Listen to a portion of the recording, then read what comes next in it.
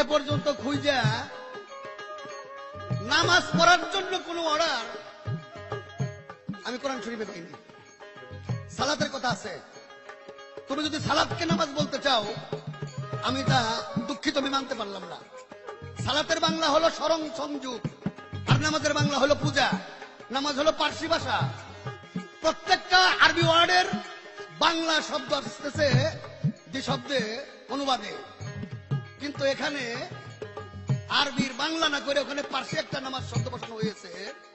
এটা আমি মনে করব এই ইসলামের সর্ব ইবাদতের যে বিশেষ ব্যবস্থাটা, এই ব্যবস্থাটাকে ধ্বংস করার জন্য এই নামাজ শব্দটা এখানে প্লেস করা হয়েছে। এটা কোন দিনদাররা করে না, বেদিনরা করেছে। আসলে সালাত শব্দটা স্মরণ এবং সংযোগ, কাজেই তোমার এই নামাজের সাথে আমি না।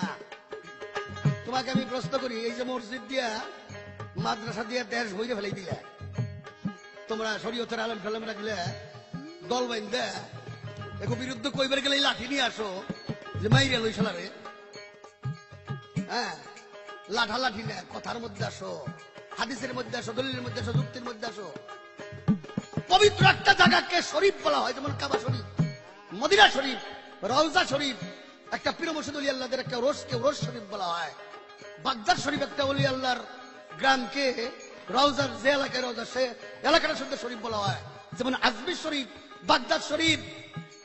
কিন্তু তোমার মাদ্রাসা শরীফ, মসজিদ শরীফ বলা হয় না কেন বলো তো? আসলে এটা কোনো পবিত্র জায়গা না।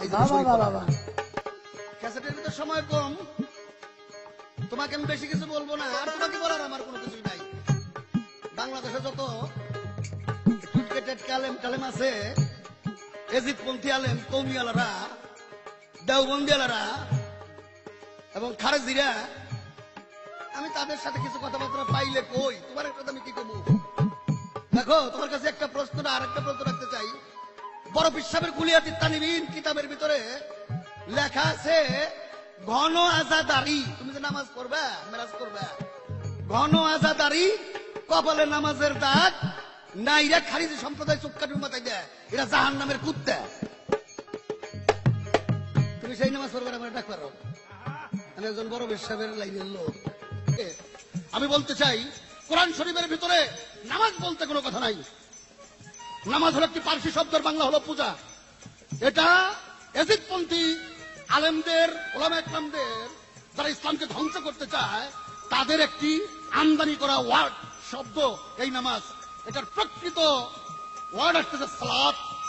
সালাতের বাংলা অর্থ হলো আবেদনী করতে ছয়টি: বাঁকা লাঠি সোজা করা, প্রজ্বলিত আগুন ডান্স করা, রাষ্ট্রবিরোধী দল গঠন করা, কোন নির্দিষ্ট কয়েকটা আইনের মাধ্যমে খোদাকে সেজদা করা, আর মানসিকভাবে খোদাকে পাওয়ার জন্য প্রস্তুতি গ্রহণ করা। এই ছয়টি আবেদনী করতে হলো সালাতের। তার মধ্যে বিশেষ যে অর্থ, বিভিন্ন তাফসীর কারকগণ বলেছেন সালাত, সালাত শব্দ অর্থ বাঁকা কোনো কিছু সোজা করা। যেমন আল্লাহ, রাসূল, ওলি আল্লাহ, পীর মুর্শিদের দিকে আমার মনটা থাকার কথা, সে মনটা বাঁকা হইয়া ছেলে সন্তান, ঘর বাড়ি, দালানের কোঠা, টাকা পয়সা, ব্যাংকের টাকার দিকে, নানান দিকে আমার মন এই মোহের মধ্যে আঁকড়ে আছে। কাজে এই পাকা মনটাকে সম্মুখ করুন সালাত সাধনার মাধ্যমে, এইটাকে সোজা করে আল্লাহর দিকে রুজু করার নাম হলো সালাত।